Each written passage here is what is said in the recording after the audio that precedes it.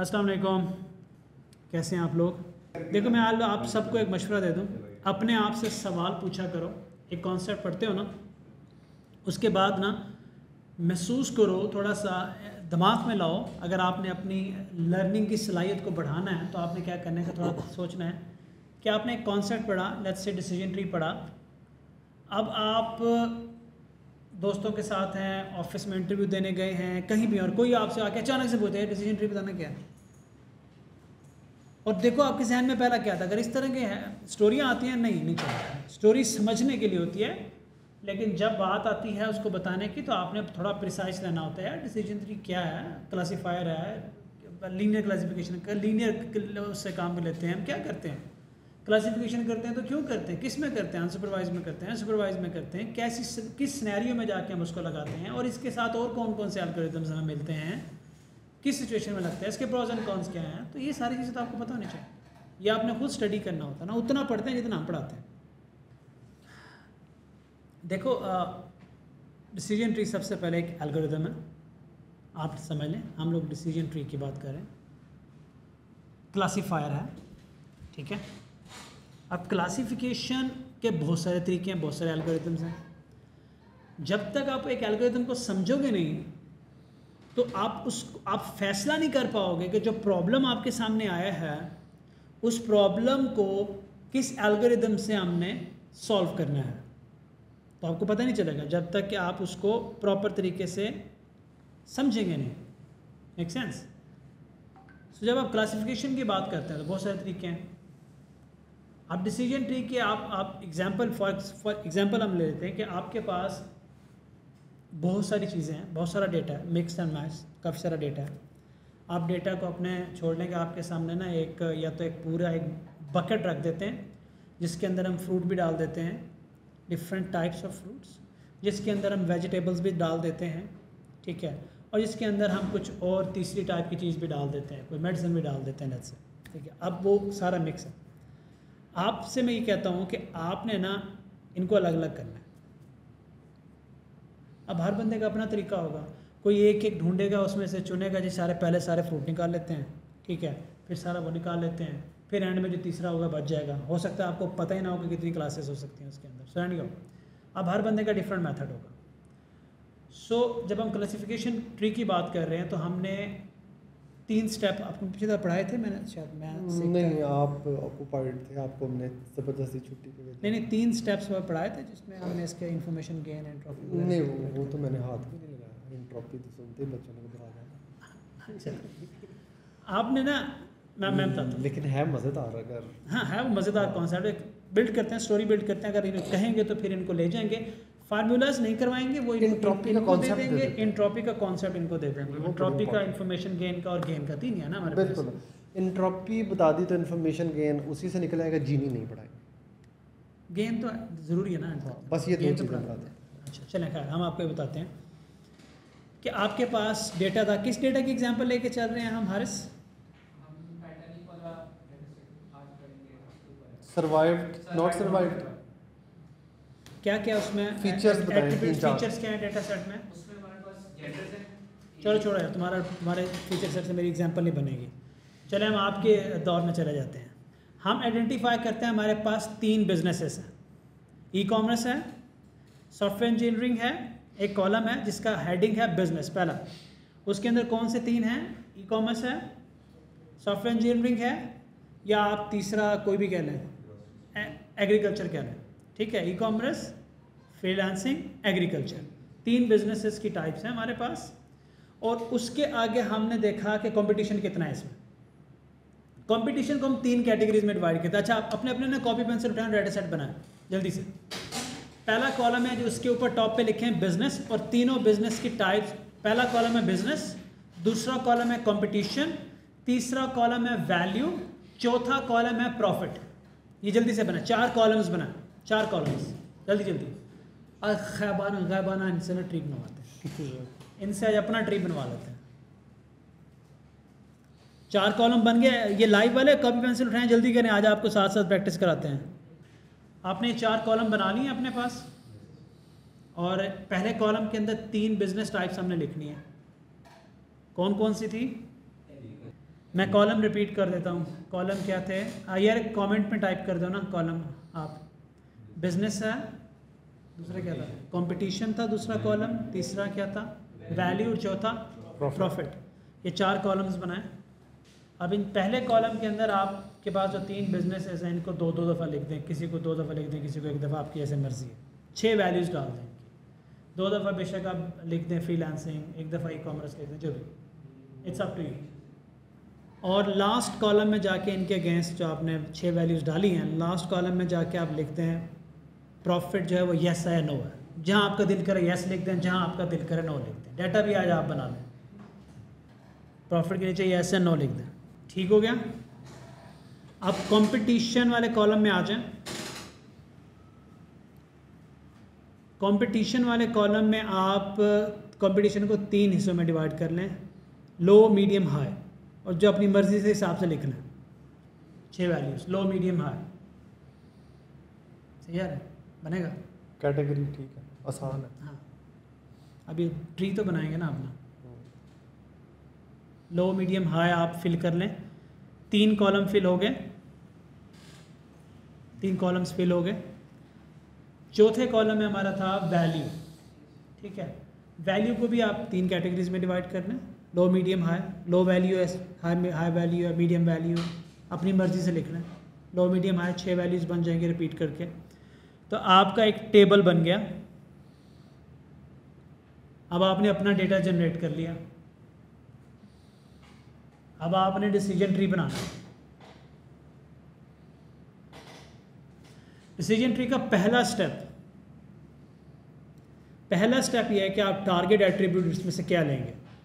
मुझे ज़रा कमेंट करके बताएं कि व्हाट डू यू थिंक इसमें से टारगेट एट्रीब्यूट्स आप इनिशियली क्या ले रहे हो।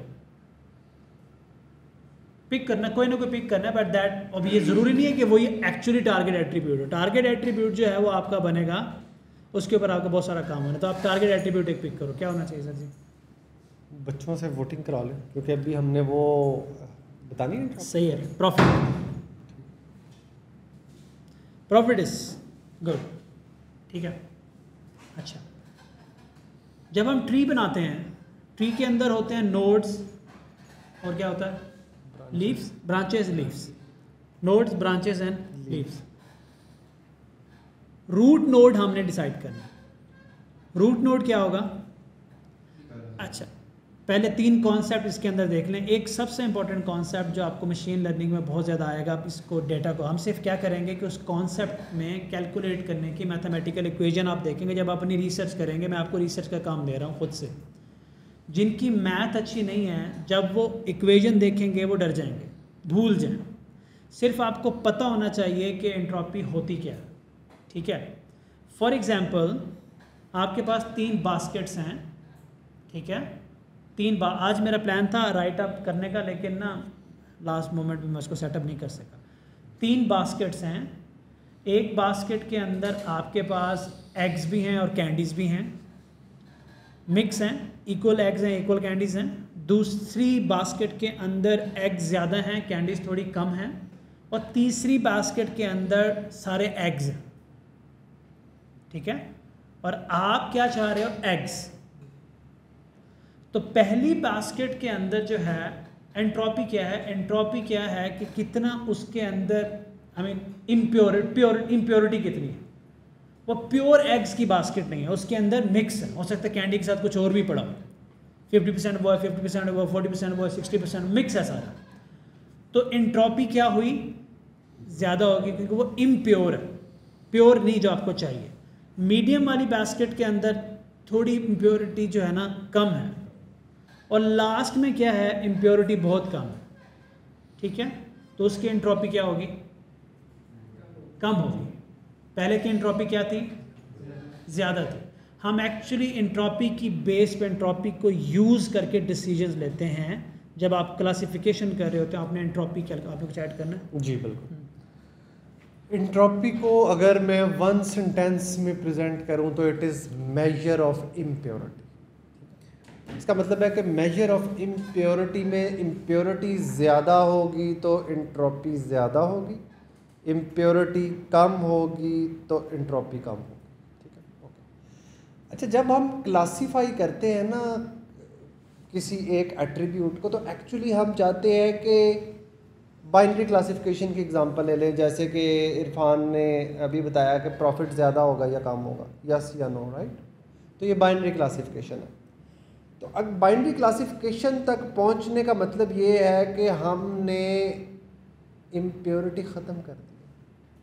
तभी तो हम एक साइड पे सिर्फ एक क्लास है, दूसरी साइड पे सिर्फ दूसरी क्लास है, या एक टोकरी में एक क्लास है, दूसरी टोकरी में दूसरी क्लास है, ठीक है। तो एंट्रोपी मेजर ऑफ इम्प्योरिटी है। जितनी इम्प्योरिटी ज़्यादा होगी उतनी एंट्रोपी ज़्यादा होगी, जितनी इम्प्योरिटी कम होगी, यानी जैसे वो अंडे और फ्रूट्स की बास्केट में अंडे और फ्रूट दोनों आधे आधे थे, एंट्रोपी ज़्यादा होगी। बास्केट में सिर्फ अंडे थे, एंट्रोपी बहुत कम होगी। बास्केट में सिर्फ फ्रूट थे, एंट्रोपी बहुत कम होगी, ठीक है। क्यों? क्योंकि दोनों प्योर हैं, ठीक है। तो प्योरिटी ज़्यादा हुई तो एंट्रोपी कम होगी, कम होगी। तो अब आपने जो डेटा सेट लिखा है उसका जब हम ट्री बनाएंगे, मैं आपको जहन में सिर्फ डाल रहा हूँ क्योंकि इस पर आपने ख़ुद काम करना है, क्योंकि जब मैं काम कर रहा था इसके ऊपर तो एंट्रोपी को समझना थोड़ा सा लोगों के लिए जो नए हैं वो मुश्किल होता है। आपने एक नोड फाइंड किया, लेट्स से आपने एक रूट नोड डिसाइड किया जिसके अंदर आपने कहा जी पहली क्लास को रख ली प्रॉफिट, ठीक है। अब प्रॉफिट के अंदर हमारे पास दो चीज़ें हैं, येस और नो। प्रॉफिट के अंदर दो है, तो दो एट्रीब्यूट, उसके अंदर दो वैल्यूज़ हैं, दो तरह के। तो क्या हो गया, दो ब्रांचेज होंगी उसकी। आपने डिसाइड किया एक येस की है, एक नो की है। अब येस के अगेंस्ट आपने दूसरे एट्रीब्यूट से वैल्यू लेनी है, या हम ड्रॉ करके दिखाएंगे अभी थोड़ी देर में। नो के अगेंस्ट दूसरे में, और आपने एट्रीब्यूट एंट्रोपी कैलकुलेट करती जानी है, जिससे आपके पास इन्फॉर्मेशन गेन आपका कैलकुलेट हो जाएगा। इन्फॉर्मेशन गेन एंट्रोपी कैलकुलेट करके गेन कैलकुलेट होगा। 3 वर्ड से वो भी औखे नहीं रखना, ध्यान में रखने हैं। जब ये पढ़ा रहा होगा आपको हारिस, तो मीनवाइल मैं टैबलेट सेटअप करता हूँ, उसके ऊपर हम आपको इस डेटा सेट के ऊपर ड्रॉ करके देते हैं जल्दी से। और ये डॉक्टर साहब को तो फेवरेट टॉपिक है, नहीं, हम इसको ट्री बना के देते हैं। उस वक्त तक ये आज हमने हारिस इसको नीचे कर दूं मैं थोड़ा सा, जो आप मिन मैक्स स्केलिंग करें, क्योंकि आपने इस टॉपिक को बाद में रखा है। हाँ, अभी के लिए हम डील कर लेते हैं, बाद में अगर क्योंकि टाइम पहले बचा तो डिसीजन ट्री क्लासीफायर को हम पढ़ लेते हैं, फिर उसकी वो हो जाएगा। तो एक डिसीजन के बेस पे हमने वो किया इसको। हाँ, हर नोड इसमें ना एक डिसीजन है, बस ये याद आपने रखना। अब बाकी लोग आ गए हैं तो मैं आपको बताऊं कि मूविंग फॉरवर्ड हमारा सिर्फ 2 तरह का प्लान होगा एआई के हमारे लेक्चर्स के अंदर। अगर डिसीजन ट्री जैसे हम पढ़ा रहे हैं, एंट्रोपी की एग्जांपल इसलिए दिए कि कॉन्सेप्ट बता दिया, कैलकुलेशन नहीं करवाएंगे क्योंकि एक्चुअली आपको बहुत कम है कि कैलकुलेशन की ज़रूरत पड़े, मैनुअली लॉग वगैरह निकालना। एग्जाम में आपको बिल्कुल कॉन्सेप्ट बनाया जाता है यूनिवर्सिटी में। जब हारिस नोटबुक रन कर रहा होता है तो सारा कुछ पाइथन की लाइब्रेरी से, प्री बिल्ड मेथड से, एंट्रोपी भी निकल रही होती है, इन्फॉर्मेशन गेन भी निकल रहा होता है, डिसीजन ट्री भी बन रहा होता है, ठीक है। वो सारा कुछ कोड कर रहा होता है, आपकी पाइथन से दोस्ती हो जाएगी। तो हम ऐसे कॉन्सेप्ट जो प्रैक्टिकली हम सॉफ्टवेयर हाउस के अंदर बैठ के नहीं कर रहे, इस्तेमाल नहीं कर रहे या कम कर रहे हैं, वो हम नहीं पढ़ाएंगे। हम आपको वो पढ़ाएंगे तले अगर कोई एप्लीकेशन आपने बनानी है तो आपको पता हो कि यार ये जो प्रॉब्लम है ना, ये जो डेटा सेट है ना, इस पर ये वाला क्लासीफायर लगना है। इस क्लासीफायर के अंदर जब आप उस नोटबुक के अंदर कोड लिख रहे होंगे तो आपको पता होगा कि मैंने इन स्टेप्स से जाना है और ये सारी चीज़ें कैलकुलेट करनी है। एक तो मॉडल हमारा ये हो गया। दूसरा ये है कि इसके बाद टेंसर फ्लो हम पढ़ेंगे। तो हम लोग टेंसर फ्लो को निकालने के बाद सीधा ही फिर प्रैक्टिकल में आ जाएंगे। अब प्रैक्टिकल में आने के बाद हमारा ये है कि हम मोस्टली पाइथन के जो नोटबुक के अंदर हमारा काम है वो कर रहे होंगे। थोड़ा सा जो है हमने एप्लीकेशन जो बनाई हुई है, फॉर एग्जांपल हम एक चैट बॉट की तरफ जाएंगे और उस चैट बॉट को पढ़ाना शुरू करेंगे, और उसके रास्ते में जो जो चीज़ भी आती जाएगी। लैंगचेन का एक हमारा कॉन्सेप्ट है, लैंगचेन पढ़ाते हुए ना, वेक्टर स्टोर्स, लैंगचेन, मतलब काम हो रहा होगा, आपको प्रैक्टिकली नज़र आ रहा होगा। हम आपको बताएंगे कि देखो यहाँ पे पीछे वो वाला एल्गोरिथम लग रहा है, वो कॉन्सेप्ट लग रहा है जो हमने फलां दिन पढ़ा था। तो प्रैक्टिकल इम्प्लीमेंटेशन उसकी शुरू हो जाएगी। अब आप में से कुछ लोग होंगे कि जी हमें मैथ के फार्मूलाज नहीं बताया या ये नहीं किया। ट्रस्ट में ज़रूरत नहीं है, आपको वैसे ज़रूरत पड़ती है उन सारे मैथ के फार्मूलाज की। उस जगह पड़ती है जहाँ एरर बहुत ज़्यादा आ जाए या काम वो ना करो, इनके लिए ज़रूरी नहीं है। जब आप किसी रास्ते पे चलना शुरू हो जाते हैं तो उसके लिए आपके पास सारा कुछ हो जाता है। इंट्रोडक्शन में आपको वाकई ज़रूरत आप नहीं इस है, तरफ आप हैं, जब एक दफ़ा चला लेंगे ना तो दैट वुड बी आप सफिशिएंट। डिसीजन ट्री को और रैंडम फॉरेस्ट को इजी करते मैं ये अटैच करने की कोशिश। श्योर। डिसीजन ट्री में अब हमारे पास अभी तक आपने जितने भी डाटा सेट थे, मैं आपको ना ब्रीफ सी एक स्टोरी सुनाता हूँ कि ओवरऑल ये ट्री बनता कैसे है। मीनवाइल फिर हम एक बड़ी आसान सी एग्जांपल जो है वो भी कर लेंगे। तो अज्यूम करें आपके पास 4 एट्रीब्यूट्स या फीचर्स हैं और 5वां जो है वो आपका टारगेट है जिसे आपने प्रेडिक्ट करना है, जिसे हम क्लास लेबल्स भी कहते हैं, टारगेट एट्रीब्यूट भी कहते हैं। और हम अज्यूम कर रहे हैं कि हम बाइनरी क्लासिफिकेशन कर, ठीक है। अब आप इन चारों में से, अब ट्री आपको बताया कि आपने सबसे पहले ट्री की जो नोड बनानी है उस पर कोई डिसीजन होना है। याद रखें डिसीजन ट्री में हर नोड पे कोई फैसला होता है, इसीलिए तो इसे डिसीजन ट्री कहते हैं, डिसीजन फैसले को कहते हैं।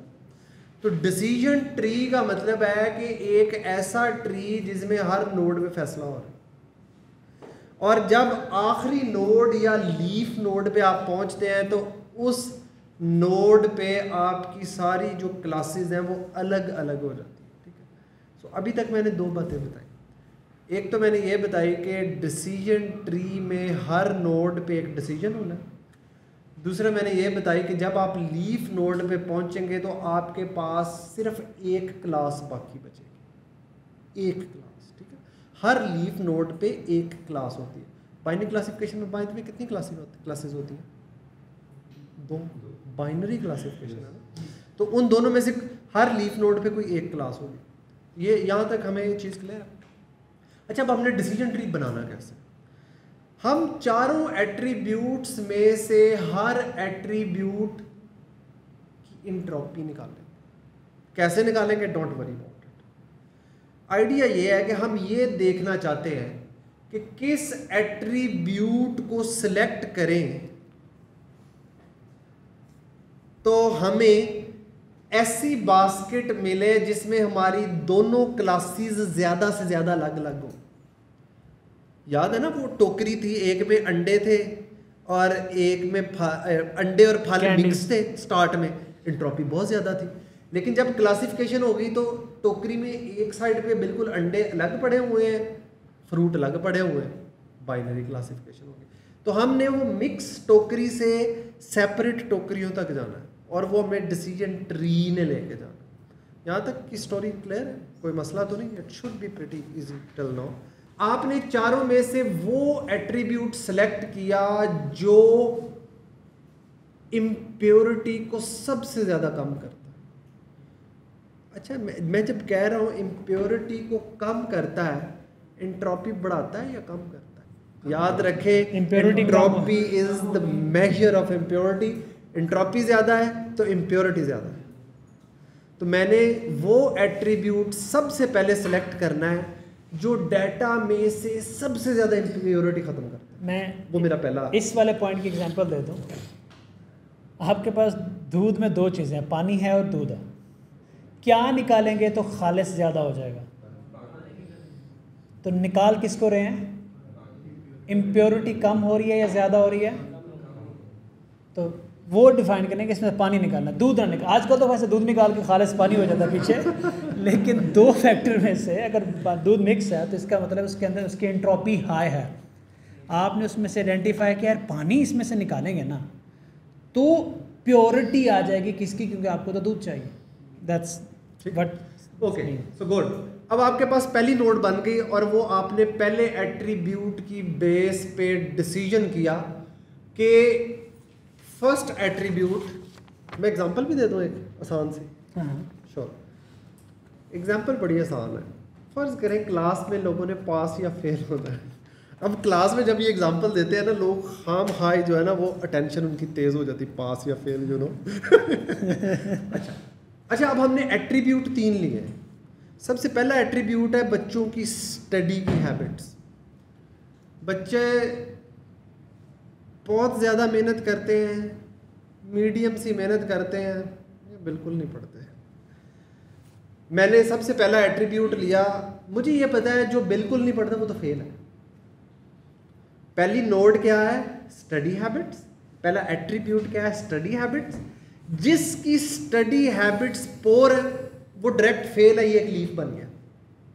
अब इसका मतलब है कि जिसकी स्टडी हैबिट्स गुड या मॉडरेट है उनमें से अभी मैंने पास फेल अलग कर ले, और अब मेरे पास अगला एट्रीब्यूट है कि बच्चों की अटेंडेंस कैसी है। अब बच्चों की अटेंडेंस भी 3 टाइप की हो सकती है। या तो बच्चे की अटेंडेंस एक्सीलेंट होगी, वो कोई छुट्टी नहीं करता, या बच्चा होगा रेगुलर 70% तक आ जाता होगा, राइट, या बच्चा होगा इर्रेगुलर के आँख खुल गई तो आ गया, नहीं तो आराम से सोए रहे। अच्छा, अब इधर भी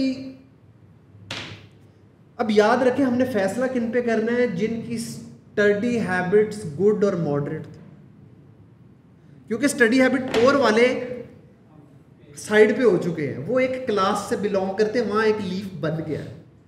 अब दूसरी साइड पे हम आके हमने डिसीजन करना है यार गुड और मॉडरेट में से जिनकी स्टडी हैबिट जिनकी अटेंडेंस सबसे अच्छी या एक्सीलेंट है वो तो पास ही पास है, उन्होंने नहीं फेल होना। तो ये एक और लीफ बन गया दूसरी क्लास का, ठीक है।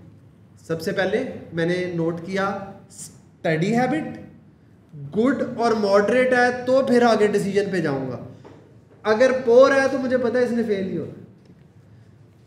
दूसरी नोड पे पहुंचा, दूसरी नोड पे मैंने देखा कि बच्चे की अटेंडेंस कैसी है, एक्सीलेंट, रेगुलर, इर्रेगुलर। बच्चे की अटेंडेंस अगर एक्सीलेंट है तो मुझे पता है इसने पास ही होना, एक दूसरी क्लास सेपरेट होगी। और अब मेरे पास 2 क्लासें बच गई कि बच्चा रेगुलर है या इर्रेगुलर। मुझे पता है जो बच्चा इर्रेगुलर है उसने नहीं पास हो, वो भी साइड पे हो गए, फेल हो गए। अब मेरे पास वो बच्चे जो रेगुलर क्लास में आते हैं। अब मैंने फैसला करना है यार इनमें से लोग पास होंगे या फेल होंगे। तो मेरे पास तीसरा एट्रीब्यूट है कि बच्चे की क्लास पार्टिसिपेशन कैसी, मतलब अगर वो रेगुलरली आता है तो क्या क्लास में वो क्वेश्चन आंसरिंग करता है, पूछता है, एक्टिवली पार्टिसिपेट करता है या नहीं करता। अगर तो वो एक्टिव है तो इसका मतलब है कि कुछ ना कुछ सीखा होगा, फेल नहीं होगा। फेल नहीं होगा तो पास ही होगा। अगर कुछ नहीं पूछा होगा, आगे सो जाता होगा तो फेल हो जाएगा।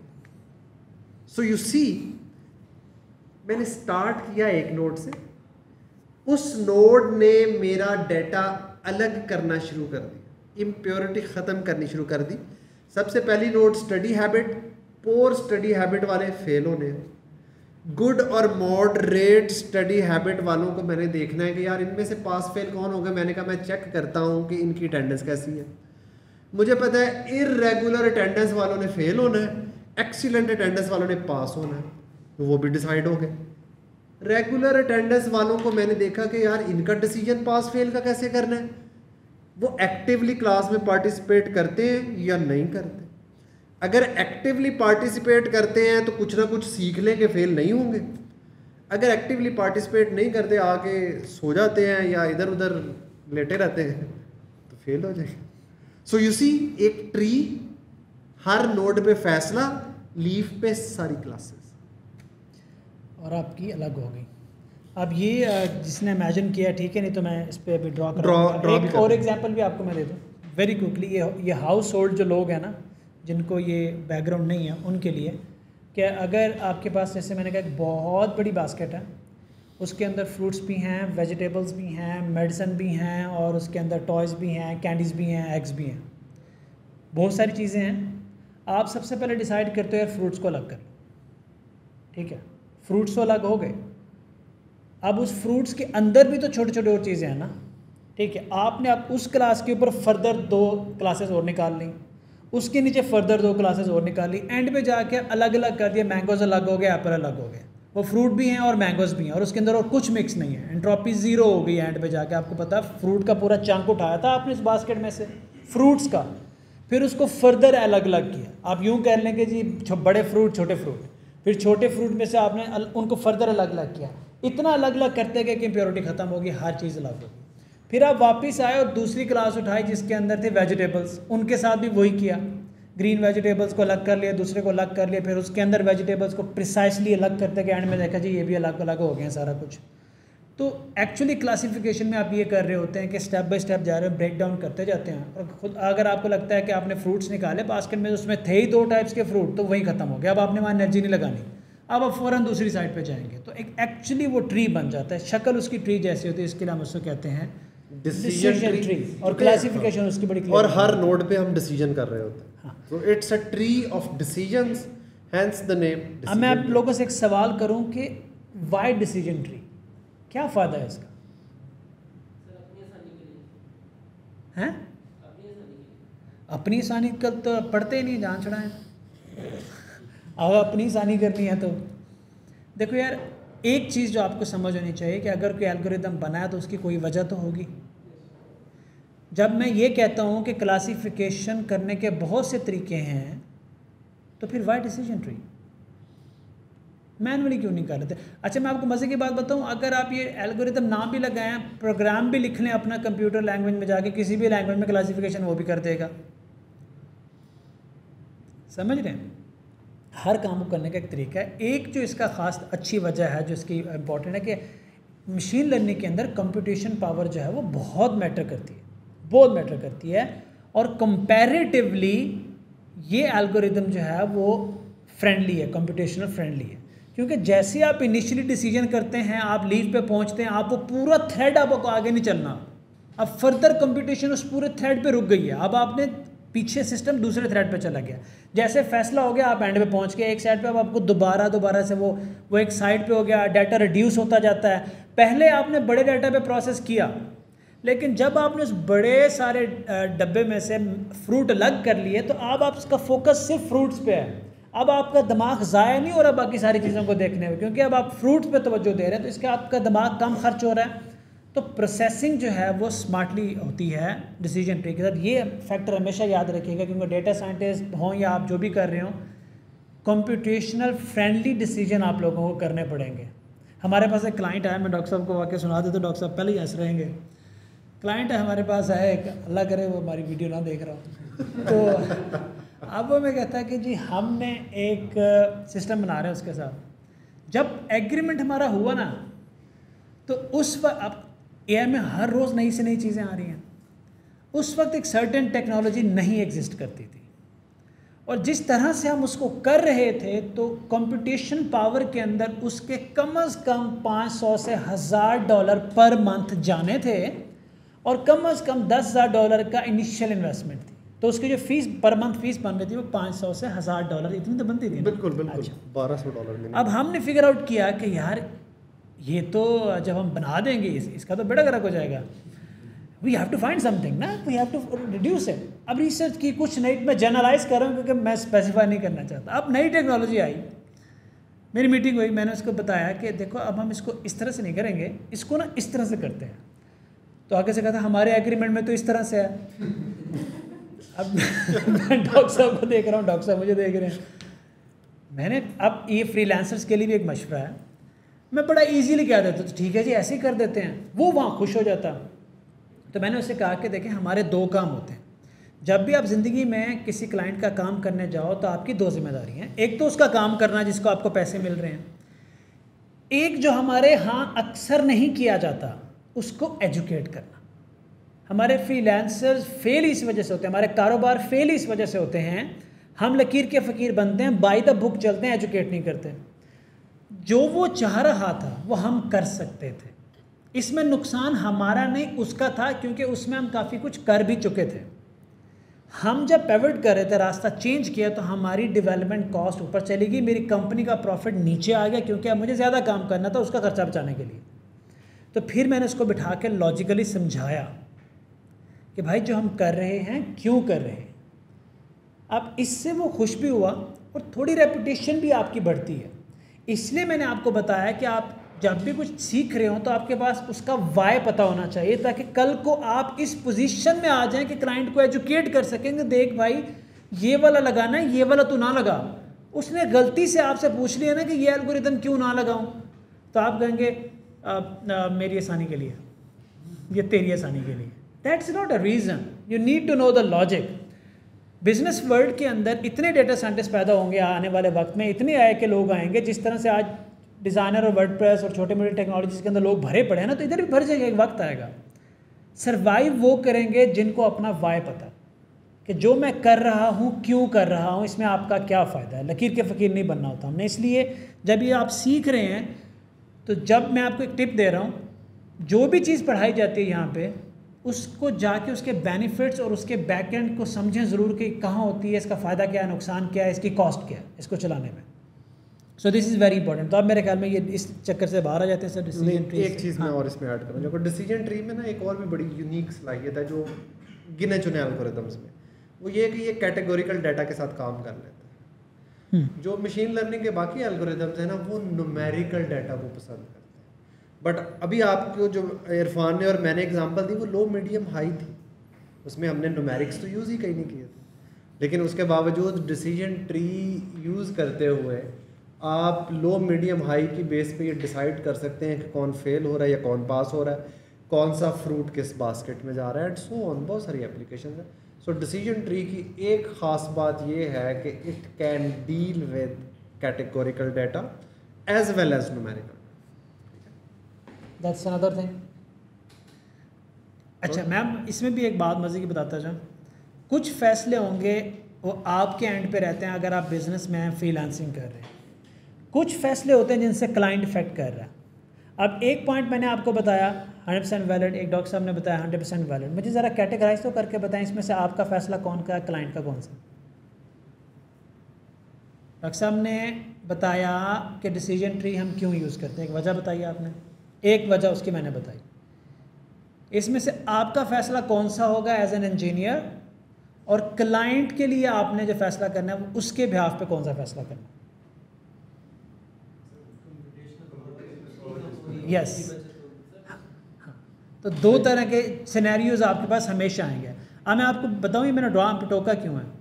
यही बात अगर आपने क्लाइंट से पूछ ली ना जो आपने फैसला करना है वो आपको डम समझेगा। कुछ सवाल आपने क्लाइंट से नहीं करने होते। हमारे होता है ना, किसी डेवलपर ने क्लाइंट से बोला कि अभी रुक जाए, चैट जीपीटी डाउन है, अभी तक मैं कोड एनालिसिस नहीं कर पा रहा। क्लाइंट कहता है तुम चैट जीपीटी से कोड देख रहे थे। अब it's not that bad, but client को लगा कि इसको खुद नहीं आता है इसलिए चैट जीपीटी से देख रहा था। मुझे डेवलपर ने बताया तो मैंने कहा बहुत अच्छे ये आपने अच्छा किया था। सो अपने फैसले आपने लेने और आपको आइडेंटिफाई करना है क्लाइंट के बिहाफ पे क्या एजुकेट करना है क्या नहीं करना। सब ये डन विद दिस जी डिसीजन ट्री के साथ हुआ था। तो आप आ जाए नॉर्मलाइजेशन पे। नहीं अभी हमारे पास रैंडम फॉरेस्ट भी है, ज़रा सा बता दें। हाँ अभी ये खुद ही करेंगे क्योंकि कॉन्सेप्ट हमने बहुत ज़्यादा डिटेल। बड़ी आसान सी बात है। देखिए मैं ट्री का अगर आपको पता चल गया तो आपको पता होगा फॉरेस्ट में बहुत सारे ट्रीज होते हैं, ठीक है। फॉरेस्ट को इसीलिए फॉरेस्ट कहते हैं कि उसमें बहुत सारे ट्रीज हैं। कॉन्सेप्ट बिल्कुल सिंपल है। डिसीजन ट्री में आपने नोट किया कि आप हर नोड पे किसी एट्रीब्यूट की बेस पे डाटा को डिवाइड कर रहे हैं। अब व्हाट इफ कि मैं बजाय एक डिसीजन ट्री के 5 डिफरेंट डिसीजन ट्री बनाऊं। पहली बात, फर्ज करें मेरे पास स्टार्टिंग में 7 डिफरेंट एट्रीब्यूट थे जिनकी बेस पे मैंने डिसीजन की नोड बनानी थी। मैंने उन 7 एट्रीब्यूट्स की बजाय कहा मैंने जो 5 ट्रीज बनाने हैं उनमें मैंने रैंडमली 5 एट्रीब्यूट लेने हैं, 7 पूरे नहीं लेने। क्योंकि अगर मैं 7 लेता तो सबसे कम एंट्रोपी तो एक ही की होनी थी ना, तो वो सारे ट्री सेम हो जाने थे, उन सारों का रिजल्ट सेम आ जाना था, फॉरेस्ट का कोई फायदा ही नहीं होता था। अब मैंने रैंडमली ये सिलेक्ट किया कि 5 ट्री बनाने हैं और 5 ट्री में मैंने टोटल 7 एट्रीब्यूट में से सिर्फ 5 लेने। अब 5 ट्री में जो रूट नोड वाला एट्रीब्यूट है वो फर्क होगा। किसी में एक ऐसा आ जाएगा जिसकी एंट्रोपी सबसे कम करता है, किसी में दूसरा ऐसा आ जाएगा, किसी में तीसरा ऐसा आ जाएगा, and so on, you know, it's a mix and match. तो वो 5 ट्री डिफरेंट हो जाएंगे।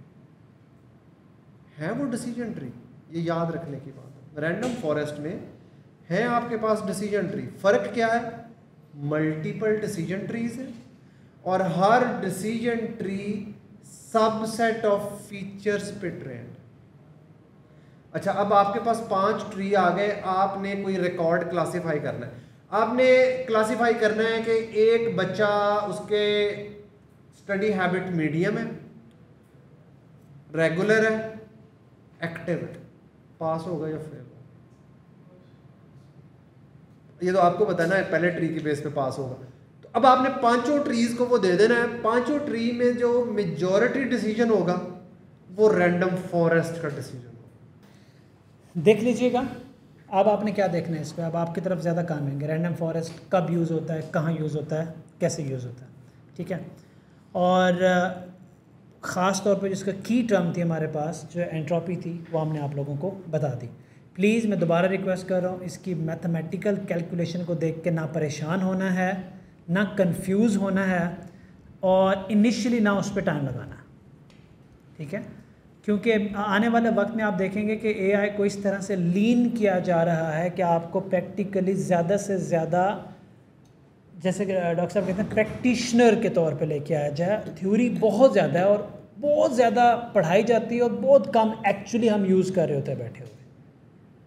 वही मुझे भी बाद में पता चला, इतने बड़ी बड़ी मैथ की कैलकुलेशन करके और लगा दे लॉग्स निकाल के बाद में पता चलता था कि उधर इतनी सी एक लाइन लिखी होती है कोड की, वो सारा करना ही कोड ने होता है और 100% ऑफ द टाइम कोड ने करना होता है, और हमें कैलकुलेटर चलवा मार देते हैं यूनिवर्सिटीज़ के अंदर, ठीक है। So don't worry about that, लेकिन पता ज़रूर होना चाहिए। उसकी वजह बताऊँ कि जब आप नोटबुक के अंदर खेल रहे होंगे ना, तो आप कैसे डिसाइड करेंगे कि इसकी एंट्रोपी कम हुई है, अब इसको आगे लेके जाना है, पीछे लेके जाना है, करना क्या है। एंट्रोपी क्या रोल प्ले करती है वो हमने बता दिया आपको। अब आपका ट्री बिल्कुल रेडी हो जाएगा। तो डेटा प्रोसेसिंग के कुछ आसान से कॉन्सेप्ट्स पे आते हैं, और जो अभी जो मैंने डाटा बनवाया ना, इसको एज एन असाइनमेंट दे दो इनको, ठीक है। उसका ट्री जनरेट करके हमें दे दे, हर बंदा उसका ट्री जनरेट करके हमें सबमिट करवा दे, और वो देख लीजिएगा उसके अंदर नाम वगैरह सारा लिखिएगा कंप्लीट। जिसके ट्रीज ठीक होंगे उनके असाइनमेंट्स टॉप 10-20 पिक करने में यहाँ बच्चों के साथ दोबारा शेयर भी करूँगा कि किसने काम अच्छा किया। सो थोड़ा वापस आते हैं।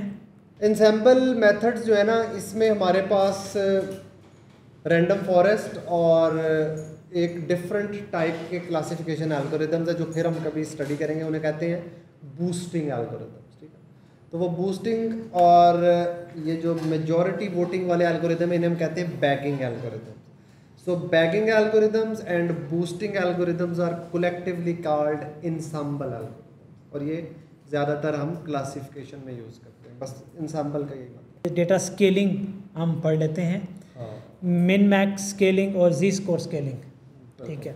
और ये बहुत ही आसान से कॉन्सेप्ट है। पिछली दफ़ा स्केलिंग तो पढ़ा दी थी ना हमने। स्केलिंग असल में हमने करके दिखाई थी और बच्चे बड़े कंफ्यूज थे कि यार ये स्केलिंग से रिजल्ट कैसे आ रहा है, और कुछ बच्चे कह रहे थे कि हम तो 0-1 में स्केल कर रहे हैं तो माइनस क्यों डाटा आ रहा है, या प्लस क्यों आ रहा है, या 1 पॉइंट हमने कहा था 0-1 के दरमियान, तो वो कह रहे थे जब हम स्टैंडर्ड स्केलिंग करते हैं तो 1.7 क्यों डाटा आ जाता है, या -1.2 क्यों आ जाता है। तो हमने इसलिए ना इसकी 1-2 एग्जांपल्स मैथ की जो है ना, एक ही स्क्रीन पढ़ा देते हैं। आपके सामने स्क्रीन है, पहले तो मैं समझा देता हूँ। ये फार्मूला जो है ना, इसमें मैं बाद में आऊँगा, पहले ये समझ लेते हैं मिन मैक्स स्केलिंग करते क्यों हैं, क्यों ज़रूरत पड़ती है उसकी। इस स्क्रीन के ऊपर अगर मेरा कर्सर नज़र आ रहा है और मैंने ये हाईलाइट किया है, समझे ये हमारे पास डेटा है 200, 300, 400, 600, 1000। इमेजिन करें कि आपके पास डेटा आया 1 लाख, 2 लाख, 3 लाख, 10 लाख, 20 लाख, 40 लाख के फिगर्स हैं। तो सबसे पहली बात, कॉमन क्वेश्चन है, आप स्केलिंग नहीं भी करेंगे काम हो जाएगा, मशीन गर्म हो जाएगी, क्लाइंट भी गर्म हो जाएगा, प्रोजेक्ट भी गर्म हो जाएगा, काम हो जाएगा। मैं जानबूझ के बता रहा हूँ, काम हो जाएगा स्केलिंग के बगैर, लेकिन इधर बेड़ा गर्क हो जाना सारा। तो आप स्मार्ट डेटा साइंटिस्ट जो होता है, एआई एमएल इंजीनियर जो होता है, इनका सबसे पहली रिस्पॉन्सिबिलिटी होती है कि किसी काम को अच्छे तरीके से करना, सिर्फ काम करना नहीं। आने वाले वक्त में वही लोग ऊपर जाएंगे जो हर काम को करने का अच्छा तरीका जानते हैं, जिसमें क्लाइंट का फ़ायदा है, किसी का उसका वक्त बच रहा है, उसका पैसा बच रहा है। तो आपका भी वक्त बचेगा ना कंप्यूटेशन पावर में जाकर। तो सबसे पहले आपने ये करना है। अब इसको 0 और 1 में लेके आना है, सारा डाटा को शिफ्ट करना है 0 और 1 में। उसका एक मैथमेटिकल फार्मूला है जिसको आपने बिल्कुल याद नहीं रखना, ठीक है। अच्छा ये मैं आपको इंटरेस्टिंग बात बताऊं, सॉरी मैं 2 मिनट एक्स्ट्रा लूँगा। दुरानी साहब से मेरी एक दफ़ा बात हो रही थी कि मैथ के अंदर ना बहुत सारे फार्मूलाज को याद रखते हैं। अब कुछ आप अपने इर्द गिर्द देखें, आपकी क्लास में कुछ लोग ऐसे होंगे जिनको ये चीज़ें बड़ी रट्टी होती हैं, उनको हर चीज़ याद होती है, ठीक है। ये फार्मूलाज बड़े रट्टे होते वो भी नालायक ही हैं, पर उनकी रिटेंशन मेमोरी बहुत ज़्यादा होती है। और कुछ लोग होते हैं जिनको ये चीज़ें याद नहीं होती, वो रन टाइम पे देख लेते हैं या लिख के ले जाते हैं, या जराबों के अंदर या हाथों पे या कहीं भी ना लिख के ले जाते हैं ना। बड़े बड़े तरीके हैं उनके, उन पे बात नहीं करते, वो फार्मूला साथ लिख के ले जाएंगे एग्ज़ाम के अंदर। तो क्या ये ज़रूरी है कि हर फार्मूला को याद रखा जाए? ये भी आज ज़िंदगी में आप डिसाइड कर लें कि आप ये अपने आप से ये सिचुएशन के मुताबिक क्या मेमोरी में स्टोर करना है, क्या स्टोर करने की ज़रूरत नहीं है। हर चीज़ को रट्टा लगाने की ज़रूरत नहीं होती। इसलिए मैं कोशिश करूँगा कि साथ साथ बताता जाऊँ कि इस वाले फार्मूला जो हमारा पिछला फार्मूला है उसको याद करने की ज़रूरत नहीं है। ये है फार्मूला। अब जिनका 1.7 आ रहा है या नेगेटिव में आ रहा है वो 100% यहाँ पे मिस्टेक कर रहे होंगे, ठीक है। जब वैल्यूज़ डाल रहे होंगे तो आउटपुट नहीं आ रही होगी, इसलिए शायद अगली स्क्रीन ये बनाई है। सो स्टेप वाइज बता देते हैं। इसका पहला स्टेप है मिनिमम वैल्यू उठाएं, फाइंड द मिनिमम वैल्यू, जिसको आप कह लें मिन एक्स, या वैसे लिख दें मिनिमम वैल्यू एक्स, लेकिन स्टैंडर्ड फॉलो करें, मिन एक्स लिखें। फिर मैक्सिमम वैल्यू उठा लें। तो इस डाटा के अंदर मिनिमम वैल्यू है आपकी 200, मैक्सिमम वैल्यू है आपकी 1000। हर डाटा के अंदर को एक मिनिमम वैल्यू होगी और एक मैक्सिमम वैल्यू होगी। आपने उठा ली, ये मिनिमम वैल्यू होगी और मैक्सिमम वैल्यू होगी। इधर तक तो कोई कॉम्प्लेक्सिटी नहीं है ना। आपने अप्लाई कर दिया वो फार्मूला जो हमने पिछली स्क्रीन पे पढ़ा, x माइनस मिनिमम x। पहले आप 200 को उठाया, हमने पहली वैल्यू को उठाई और उसके ऊपर एक एक वैल्यू करके कन्वर्ट करेंगे ना। पहले हम इसको उठा रहे हैं, अब इसको कन्वर्ट कर रहे हैं, 0 में आएगा या 1 में आएगा या 0 पॉइंट कुछ आएगा, क्या आएगा ये डिसाइड करते हैं। तो सबसे पहले हमने फार्मूला लगाया ये वाला। इसमें पहले क्या है x, तो यहाँ क्या आएगा 200, यहाँ क्या आएगा मिनिमम ऑफ x, वो भी 200 है, ठीक है।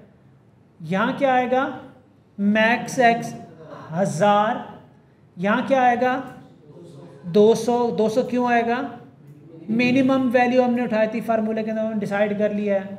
तो ये देखो 200 में से 200 गया, तो यहाँ पे 1 में से 0 माइनस करेंगे तो पहली वैल्यू आपके पास निकल आई, ये 0 है। क्योंकि मिनिमम का मतलब है कि ये उस एट्रीब्यूट की 0 वैल्यू है, और मैक्सिमम का मतलब है कि ये उस एट्रीब्यूट की 1 वैल्यू। ये इसलिए 0 है कि 0/800, चाहे वो 8000 भी होता, नीचे तो आना तो 0 था, तो ये 0 निकल गया।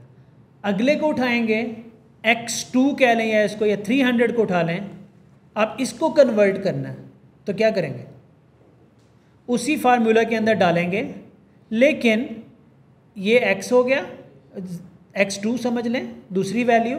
ये क्या है minimum of x, minimum value set की, और डिवाइडेड बाय ये मैक्सिमम माइनस मिनिमम, और कैलकुलेट किया तो ये 0.125 आया। दूसरे भी वैल्यू ट्रांसफ़र हो गई, तीसरे को उठाना है। तीसरा क्या है 600, फार्मूला के अंदर डालेंगे 600। ये मैं सिर्फ याद करा रहा हूँ, ये क्या है मिनिमम x, ये क्या है maximum minus minimum.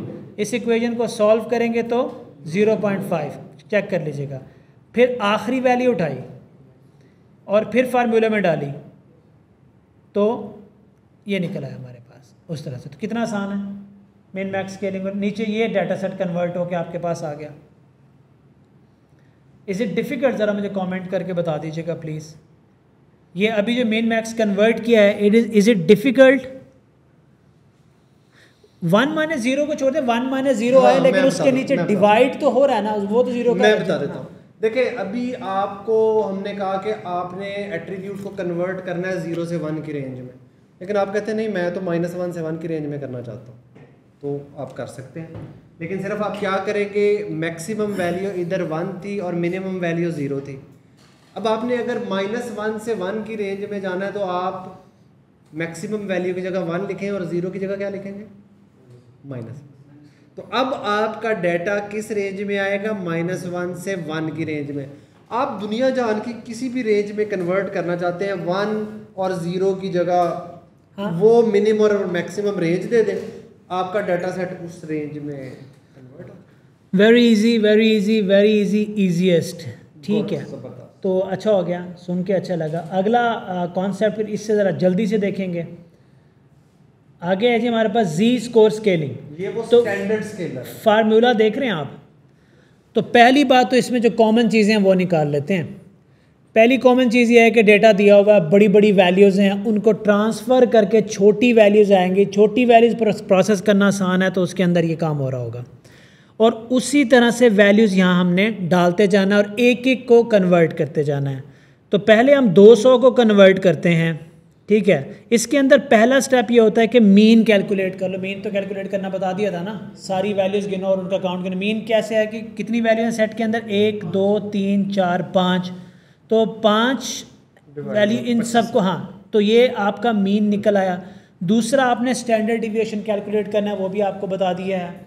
Standard deviation और मीन को कैलकुलेट करते जाएं, यहाँ डालते जाएं और आप उनको रिप्लेस करते जाएं। अच्छा, इस केस में स्टैंडर्ड स्केलर में आपकी वैल्यू 1 से ऊपर भी आ सकती है और नेगेटिव में भी आ सकती है। ये इसकी रेंज हमने ये आपको डेमो के तौर पे ये कुछ वैल्यूज़ जो हैं वो दिखाई हुई हैं, क्योंकि ये बच्चे बड़े परेशान हो रहे थे। हम तो 0 1 में जा रहे थे, ये माइनस क्यों आ रही है और ये 1 से ऊपर क्यों आ रही है।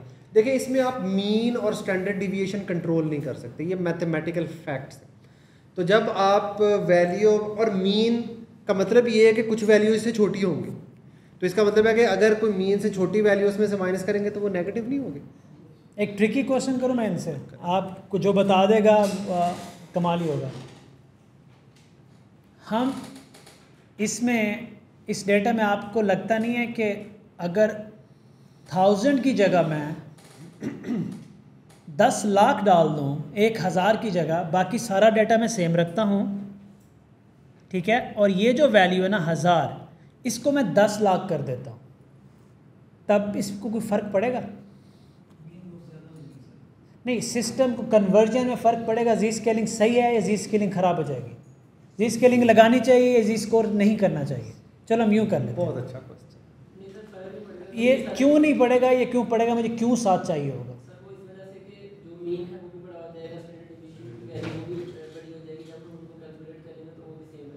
सेम मतलब? सेम का मतलब है वो 1.7 आ सकेंगे या नहीं? 10 लाख में से अगर आप 200 निकालेंगे, डिसीजन प्रोसेस है, मुझे कमेंट करके बताएं प्लीज़। इस सवाल से जरा इनको ये बड़ा अच्छा सवाल है, स्पॉइलर नहीं देते। मुझे प्लीज़ इसका जवाब चाहिए आप लोगों से, वरना कॉन्सेप्ट आपके ख़राब हो जाएंगे कि 10 लाख हमने दिए हैं तो क्यों जी स्कोर स्केलिंग क्यों। मैंने आपको अभी इससे पहले 2-4 चीज़ें पढ़ाई हैं कि आपको ये पता होना चाहिए जो आप कर रहे हैं वो क्यों कर रहे हैं, उसमें आप क्यों कर रहे हैं और क्लाइंट के लिए क्यों कर रहे हैं। दोनों साइड्स पता होनी चाहिए आपको। तो ज़रा जल्दी से बताएं। और इससे आपको ये भी पता चलेगा कि कब मिन मैक्स स्केलिंग लगानी है, कब स्टैंडर्ड स्केलिंग लगानी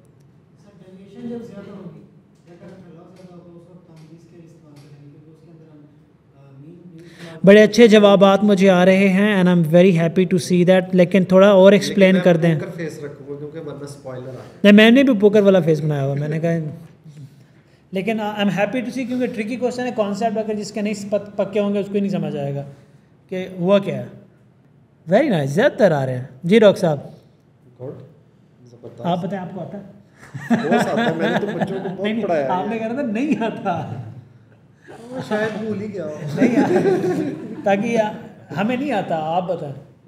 शायद भूल ही डॉक्टर साहब को तो बस नहीं चलता, उसी वक्त वो फ़ौरन से बता देते।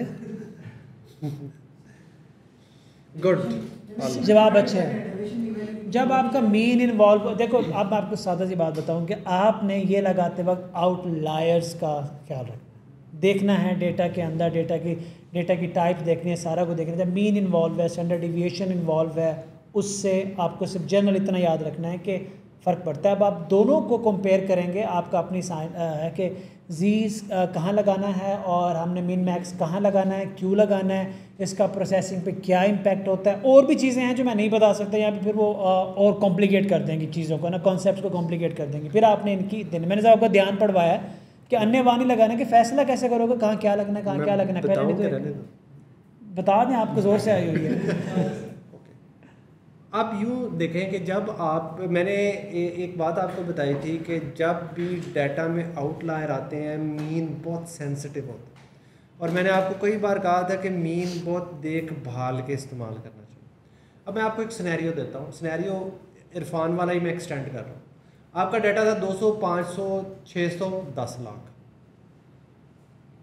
अब जब आप 10 लाख में से जो भी चीज़ माइनस करेंगे, आपके पास पूरा डाटा सेट नेगेटिव साइड में चला जाएगा। स्टैंडर्ड डिविएशन याद रखें कि स्क्वायर हो के स्क्वायर रूट होती है और बाकी वैल्यूज़ भी उसमें टेक पार्ट करती हैं। तो ये सिर्फ मीन ही जो है ना, ये डाटा पे बड़े शदीद असरात डालेगा। एक एग्जांपल मैंने आपको दे दी, ये सारा ज़ीरो की दूसरी तरफ कन्वर्ट तो इसने वैसे ही कर दिया डाटा को। वैल्यू ना भी देखें आप, साइन देख लेना, साइन तो नेगेटिव ही है ना हर एक का, कैसे नहीं फर्क डालेगा यार। ठीक, बस अच्छे जवाब आए हैं, बहुत अच्छे जवाब आए हैं, happy to see. Does it make sense? आज तो हारिस भाई भी आए हैं हमारे साथ। कुछ लोग सवाल कर रहे थे कि हमने क्या जीपीटी अपना बनाना है। मैं आज आप सब लोगों को कह दूं, आप सबका जीपीटी होगा, आप सबका अपना जीपीटी होगा। आप अपने घर वालों का भी जीपीटी बनाएंगे, आप बनाएंगे, मैं आपको बता रहा हूँ जब हम यहाँ से निकलेंगे। और एक बात मैं आपको बताऊँ, अगर हम चाहते, अगर हम लिटरली चाहते तो आज से 1-2 हफ्ते पहले ही आपको जीपीटी बनाना सिखा सकते थे, लेकिन वो ऐसा ही था जैसे किसी सॉल्यूशन को रट लेना, कॉन्सेप्ट डेवलप ना होते कि पीछे हो क्या रहा है। तो आप यूँ समझें कि हम 80% टूल्स जो है ना वो कलेक्ट कर चुके हैं, कि हमारी जर्नी ऐसी है कि आपको कोई कहता है कि आओ यार हम ना एक कोई चीज़ बनाते हैं, कहीं जाते हैं और कोई चीज़ बनाते हैं, आप पूछते हो क्या बनाना है यार इसका, वो आपको हल्का सा आइडिया देता है, यार एक ना बिल्डिंग बनाते हैं, आ जाओ let's go along the way, हम बिल्डिंग बनाते हैं। रास्ते से ना वो अजीब अजीब से टूल ख़रीदता है बंदा और आपको पकड़ाता जाता है। आपको समझ आ जाएगी यार ये तो प्लास है, प्लास की सबको समझ आती है। कुछ वियर्ड सा टूल होगा, आपको नहीं समझ आएगी यार ये कहाँ इस्तेमाल करना है, आप उसका नाम पूछेंगे और अपनी टूल किट में रख लेंगे। जब आप मंजिल पे पहुँचेंगे ना और उस मसले में फंसेंगे ना, तब आपको समझ आती है वो जो अजीब सी चीज़ पकड़ाई थी ना हमें, वो यहाँ नहीं है और उसका ये काम है। आज हम आपको वो टूल्स छोटे छोटे दे रहे हैं, छोटे छोटे नॉलेज दे रहे हैं, छोटे छोटे टूल्स दे रहे हैं, जिसकी अगर आपको समझ नहीं आ रही तो अपनी बकेट में रख लें। जब प्रैक्टिकल साइड पे जाएंगे तो फिर ये अल्फाज आपके दोस्त बन जाएंगे और आपको समझ आना शुरू हो जाएंगे कि क्यों ये ज़रूरी है। ओके, तो अब हम जैसे कि हम लोग क्लासिफिकेशन के डिफरेंट मॉडल्स को देख रहे थे, तो क्लासिफिकेशन के लिए हमने अभी तक जो हम डाटा सेट यूज़ कर रहे थे वो टाइटैनिक का था। तो मैंने यही काम किया है कि जो हमारा प्रीवियस टाइटैनिक की नोटबुक थी जिसके अंदर हमने सारा EDA परफॉर्म ऑलरेडी किया हुआ था और उसके ऊपर हमने लॉजिस्टिक रिग्रेशन लगा ली थी। ठीक है, तो अब हम उससे आगे कंटिन्यू करेंगे। तो वही स्टेप्स मैं आपको सिर्फ दिखा रहा हूँ ताकि कुछ बच्चे जो नए हैं सिर्फ हम उसका एग्जीक्यूट करते जाएंगे। वो प्रीवियस लेक्चर हमारे जाके उनमें देख सकते हैं कि हमने 2-3 लेक्चर्स में कंटिन्यूसली वही चीज़ें रिपीट की हैं। डाटा किस तरीके से लोड करना है, स्प्लिट करना है, प्री प्रोसेस करना है और इस फॉर्म में लेके आने के वो मॉडल को पास कर सकें। तो आज हमारा जो बेसिक हम जो फोकस होगा वो इस चीज़ पे होगा कि डिफरेंट मॉडल्स जो हम हमने किस तरह से लगाने।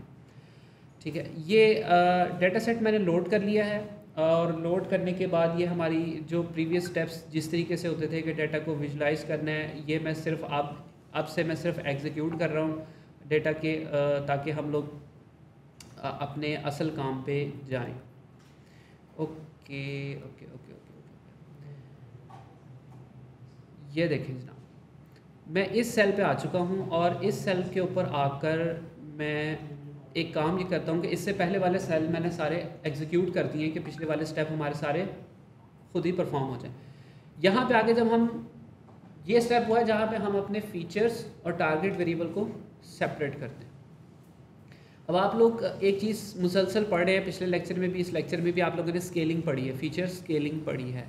मैंने फीचर स्केलिंग नहीं लगाई, वो अगर मैंने नहीं लगाई तो इसका मतलब अब आप लोगों ने वो लगानी है, और आप लोग जब असाइनमेंट करेंगे तो अब आप लोगों ने उसी तरीके से एक्सपेरिमेंटेशन हमें परफॉर्म करके देनी है कि विदाउट फीचर स्केलिंग आप लोगों के रिजल्ट्स रिपोर्ट होने चाहिए, विद फीचर स्केलिंग जिसमें आपने टारगेट को स्केल नहीं करना, फिर आप हमें रिजल्ट रिपोर्ट करेंगे, और दोनों को मतलब फीचर्स और टारगेट दोनों को स्केल करके फिर आप जब मॉडल्स अप्लाई करेंगे तो आप लोगों ने अपने जो रिजल्ट्स हैं वो रिपोर्ट करने के उनमें कितनी इंप्रूवमेंट आ रही है, ताकि आप लोगों को भी इस प्रैक्टिस से पता चले, स्केलिंग की आपकी प्रैक्टिस हो और आपको रिजल्ट्स को जिसे कहते हैं ना देखना आए, रिपोर्ट करना है कि हमने अपने मॉडल्स को किस तरीके से इम्प्रूव करना है।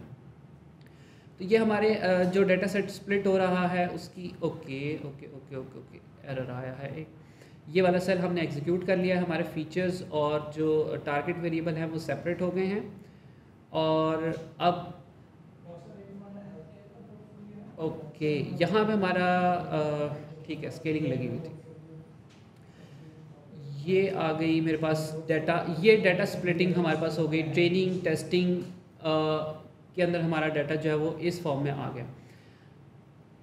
अब डायरेक्टली चलते हैं, मैं सेल 7 एग्जीक्यूट करता जा रहा हूँ, सिर्फ उनकी इसमें और कुछ नहीं हो रहा है सिवाय उनको प्रिंट करके हम चेक करें, उनकी शेप चेक करें कि उसके अंदर क्या आया है और क्या नहीं आया, उसके अलावा उसमें और कुछ भी नहीं हो रहा। ये देखें जनाब, हमारा पहला जो मॉडल है वो ये है लॉजिस्टिक रिग्रेशन वाला, और लॉजिस्टिक रिग्रेशन के अंदर सिंपल जिस तरीके से हम क्या कर रहे थे कि SKLearn में से लीनियर मॉडल में से लॉजिस्टिक रिग्रेशन हम इंपोर्ट कर रहे थे, और उसका फंक्शन हमने लिया और उस फंक्शन को हमने फिट कर दिया ट्रेनिंग और टेस्टिंग का जो इनपुट डाटा था उसके साथ। और मॉडल की इवैल्यूएशन के अंदर हमने आपको इवैल्यूएशन मैट्रिक्स बताया है कि आप जब मॉडल को ट्रेन करते हैं, ये आपका मॉडल एक ट्रेन हुआ है, लॉजिस्टिक रिग्रेशन ये आपके सामने लिखा हुआ आ गया। इसके बाद आप लोगों ने क्या करना होता है, उस मॉडल को इवैल्यूएट करना होता है। इवैल्यूएशन के लिए सबसे पहले आप उससे प्रिडिक्शन करवाते हैं। प्रिडिक्शन के लिए आप क्या करते हैं कि टेस्टिंग के लिए एक इनपुट डाटा आपने जो प्रिपेयर करके रखा होता है एक्स टेस्ट, वो आप पास करते हैं और वो आपको प्रिडिक्शन वैल्यूज़ दे देता है, और फिर उस प्रिडिक्शन वैल्यूज़ को आप क्या करते हैं, एक्यूरेसी स्कोर निकालते हैं। ये मैं हाईलाइट कर रहा हूँ, एक्यूरेसी स्कोर निकालते हैं। उस एक्यूरेसी स्कोर में क्या हो रहा होता है, जो एक्चुअल आंसर आना चाहिए था और जो आपके मॉडल ने आंसर दिया है उनका कंपैरिजन सिंपली हो रहा होता है, और चेक किया जाता है कि 100 अगर आंसर दिए जाएँ उनमें से ओके जिन बच्चों को स्क्रीन शो नहीं हो रही थी मैं उनको दोबारा बता दूं कि अभी तक हम लोगों ने अपना डाटा सेट लोड किया है, अपने फीचर्स और टारगेट वेरिएबल्स को सेपरेट किया है, और उसके ऊपर हमने लॉजिस्टिक रिग्रेशन का मॉडल जो है वो ट्रेन किया है, और उसकी सिर्फ हम लोग एक्यूरेसी वो निकाल रहे हैं। जिस तरीके से ये हमारा प्रीवियस लेक्चर का काम था, उसके अंदर हमने ये ऑलरेडी चीज़ कर ली थी। तो उसको जब हमने उस टाइम भी एग्जीक्यूट किया था, हमारे पास 82% हमारी एक्यूरेसी आई थी। आज हमने पढ़ा है डिसीजन ट्री। तो डिसीजन ट्री को आपने क्या करना है कि डिसीजन ट्री अब आप SKLearn में से ट्री वाले पोर्शन में से sklearn.tree वहाँ से डिसीजन ट्री क्लासीफायर इंपोर्ट करेंगे, रिग्रेसर इंपोर्ट नहीं करेंगे। रिग्रेसर करेंगे तो वो रिग्रेशन वाला काम करेगा, कंटिन्यूस वैल्यू प्रेडिक्शन वाला। तो यहाँ से आपने क्लासीफायर को इंपोर्ट करवाना है और क्लासीफायर वाला डिसीजन ट्री क्लासीफायर वाला फंक्शन ले लेना है।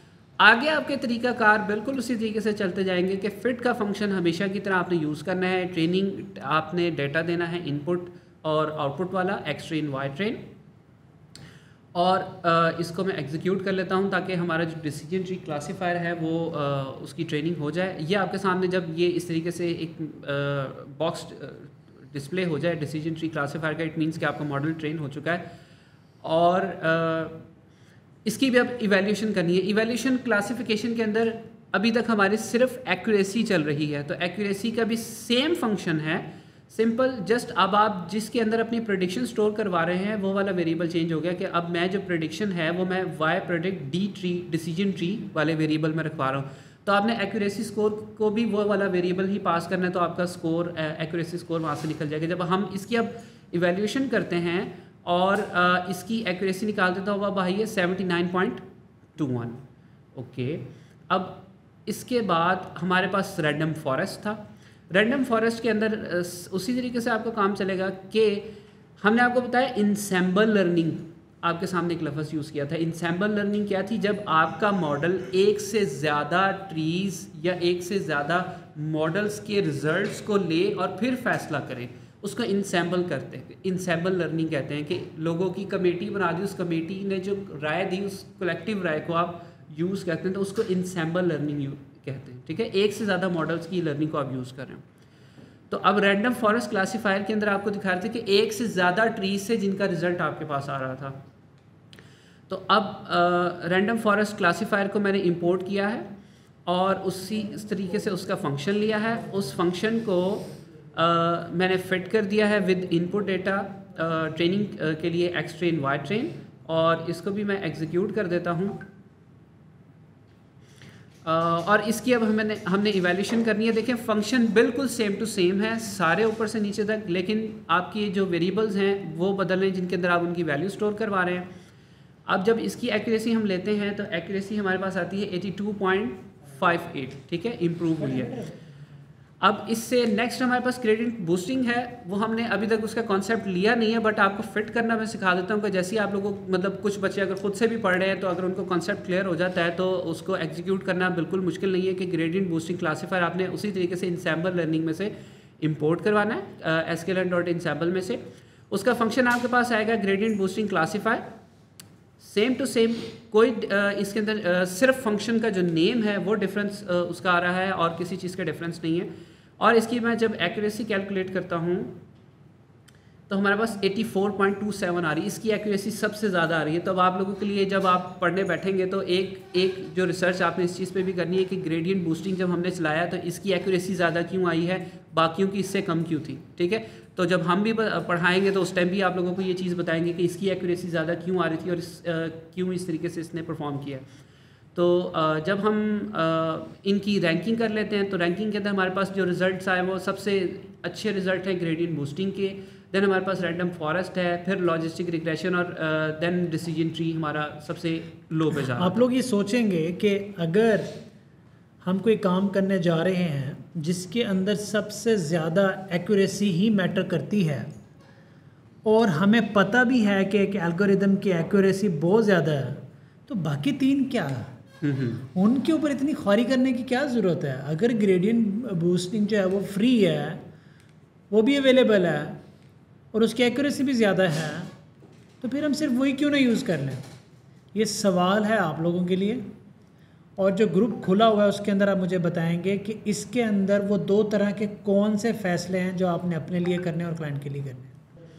सो हमारा एजेंडा जो आज का था वो ये था कि बेसिकली आपको क्लासिफिकेशन के डेटा सेट के ऊपर ये जो मॉडल्स हैं ये एग्जीक्यूट करना सिखा दें, ताकि आप लोग एग्जीक्यूशन तो इनकी कर रहे हैं, साथ साथ आप लोगों के कॉन्सेप्ट्स भी आ रहे हैं, कॉन्सेप्ट्स के साथ साथ जो असाइनमेंट्स हैं वो भी आ रही हैं, तो उनके लिए भी आप लोगों ने रेडी रहना है। एक तो वो तो आप लोगों के साथ ऑलरेडी शेयर हो रही हैं, और कुछ बच्चों को जो देखें मसले ना दो किस्म के होते हैं। एक तो आपका ये है कि जब आप कोड एग्जीक्यूट कर रहे थे, ये जो हमारी ऑनलाइन ऑडियंस है उनके लिए ज़्यादा ये चीज़ इंपॉर्टेंस रखती है कि आपके पास जो आप एक कोड एग्जीक्यूट कर रहे हो उसमें आपको कोई छोटा मोटा मसला आ रहा है वेरिएबल का और इस तरीके से, तो उसको आप जाके डायरेक्टली बजाय किसी से पूछें और किसी के ऊपर अपनी डिपेंडेंसी बनाएं, आप उसको चैट जीपीटी से पूछें कि ये कोड मैंने चंक एक सेल में आप कितना ज़्यादा कोड लिख लेंगे, वो सेल का कोड आप कॉपी करें, चैट जीपीटी को दें, उससे उसको बताएं कि मुझे ये वाला एरर आया, आई गॉट दिस एरर भी साथ पेश करें, तो वो आपको बता देगा एग्जैक्टली आपका मसला क्या है।